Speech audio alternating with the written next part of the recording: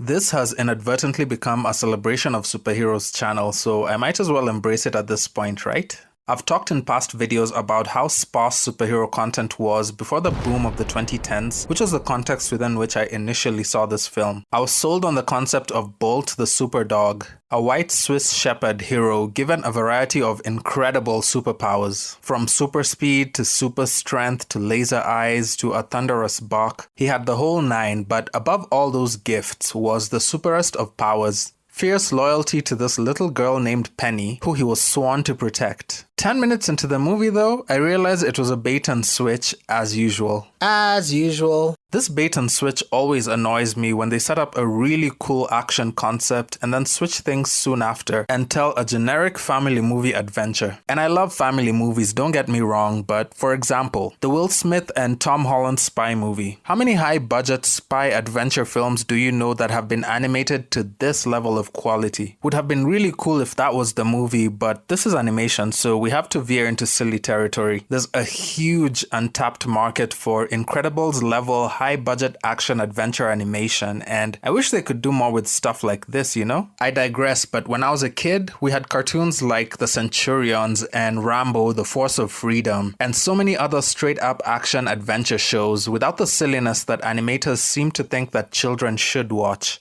To that point actually, Bolt had a game on the PS2 that I don't think too many people knew about, where you played interchangeably as Penny and Bolt. The game was a straight-up action spy adventure that represented everything we saw in the first 10 minutes of this movie. So where was that movie? Anyway, let's get back to what we had rather than what could have been. So 10 minutes in, the movie turned into The Truman Show. In so many ways, the plot made no sense and had so many conveniences that moved the story forward, but you can nitpick every movie if you really try, and I'm not here to do that. Bolt had been method acting so hard all that time that he didn't even know he was acting. He actually should have been played by Jared Leto, come to think of it. He really thought he had all these superpowers that were portrayed in the movie that he was acting in. Now, I understood the logic of keeping Bolt in the dark, but these Hollywood characters were really horrible from the perspective of a talking dog. He was 100% convinced of his superpowers and his role as a protector of Penny, and everyone else was really devious for letting him live his life like that. It was so exploitative. It made him look really dumb from the outside, but there was something so pure about his naive innocence. Also, the cat that acted across from him and liked to mess with him felt so typical. Cats. Not trying to start a cat versus dog thing, but cats can be very shady, so they make for good villains. Just imagine if a supervillain was stroking a puppy's fur instead of a cat. It doesn't quite feel correct, does it? I don't know. There was just something about everyone playing with Bolt's naivety that felt scummy. Kinda like the Joker messing with Superman. Also, the film that Bolt starred in seemed to have been a parody of, or at least inspired by, Inspector Gadget, which had a girl named Penny and a pet dog and used gadgets and had a nemesis with an affinity for cats, etc., etc. 80s and 90s kids will remember that one. So, believing that Penny was in trouble, Bolt escaped from his trailer and went on a mission to rescue her. The cool thing about the plot from here onwards was that the situation was inverted. Penny wasn't actually in trouble, so there were no stakes from that perspective. But Penny knew that Bolt was missing and possibly in danger, so the journey back to Penny was an important one for both characters. The potential reunion was even more sentimental than Bolt realized because he thought he was just duty-bound to protect her. The story became a fish-out-of-water adventure where he had to interact with the real world for the first time on his journey from New York to California. As much as reviewers like to crap on this formula, there are worse tropes out there in family films than the road trip trope. Who would even hate on a cross-country adventure anyway? I'll take the journey and the scenery any day over the alternative. And that's one of the reasons why Tintin as a property is so popular. But I digress again.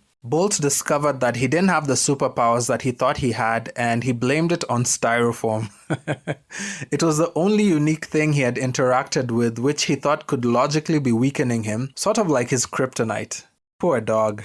Initially, I thought his delusions were sad, but they eventually became funny. They had been filming in New York, so that's where their adventure started. And for a second, I thought this was a Spielberg Warner Brothers film. These three pigeons were definitely inspired by the good feathers from Animaniacs. There was nothing Disney about any of these scenes. They felt so Warner Bros. It was through the pigeons that he met one of his companions for the rest of the film in a pretty funny scene. Albeit one that doesn't make a lot of sense if you scrutinize it, but you know, we're not doing that. Mittens was a cat that basically extorted pigeons for protection. It was very cartoon mafia, and in order to get rid of her, the pigeons told Bolt that Mittens was working with Penny's kidnappers. I'm really scared now. You should be. Okay. Yeah. Where is she? At this point, I just had to look up the creative team for this movie, and they were responsible for a very diverse range of animated and live-action movies, but there was no direct connection to Warner Bros. How disappointing. I thought I was solving a puzzle there. Where is she? But the relationship between Bolt and Mittens was really funny initially, before the movie got a little deeper and started tugging on the heartstrings. Mittens essentially started teaching Bolt how to survive in the real world and how to act like a street dog. They picked up a third companion on the way in a really insane hamster called Rhino, but that's what the movie needed at that point, as it would have been in danger of going stale. The hamster was a Bolt superfan who had spent too much time in front of the TV, and it affected his sense of danger and reality. On paper, he was not a very good influence, but in the movie, he was a good sense of motivation to move the story forward and remind Bolt and Mittens about what was most important to them. The message of the movie was obviously friendship and found family, but there were also themes of growth and acceptance and moving forward despite insurmountable odds. I found the scene where Bolt finally came to terms with the fact that he had no superpowers to be really impactful, but the decision to continue with his journey in spite of such an earth-shattering revelation was really powerful. I'm not going to serious the video out, but we've all had moments that have knocked us down or shattered our reality and made things feel hopeless, whether in loss or betrayal. But the strength to get back up and keep going is definitely a message worth spreading to the kids. It was also great how they transitioned the journey from Mittens being Bolt's prisoner to her willingly going along with him. The catalyst for that occurred when Mittens was captured by animal control. Initially, it was subtle how they portrayed her abandonment issues and the feelings of terror that she associated with being trapped in a prison of an animal shelter. You know, she'd been locked up before and dreaded going back in. And yes, it was the old abandonment trope that has been done in Animaniacs with Rita, or Toy Story with Lotso and so many other toys, or with Snowball in The Secret Life of Pets. It's not the freshest concept in the world, but I applaud the execution. I feel like this whole film was very inspired by the Animaniacs, though you could feel it in a lot of scenes. But beyond all the existing tropes, I like that the end of the film gave Bolt the opportunity to be a real hero in spite of his lack of powers. It was a full circle moment for him where reality imitated art and put him in a situation where he had to be brave and realistically use what he had at his disposal to help Penny, even though it was ridiculous that she was left dangling in the air during that fire. Lawsuit!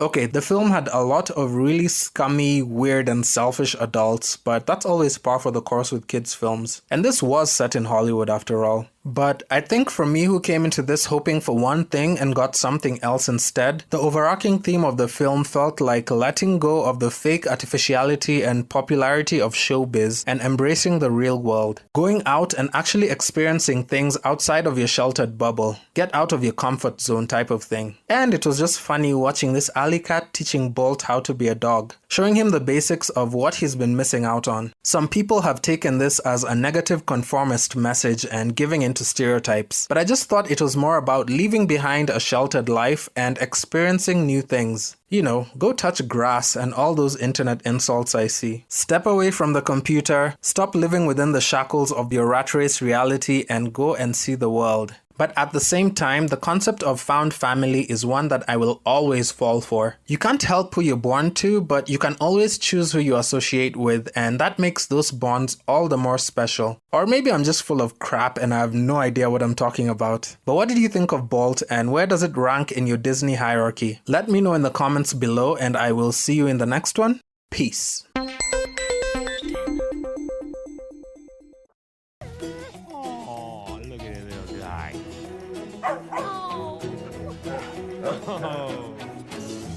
Beat it, stupid cat!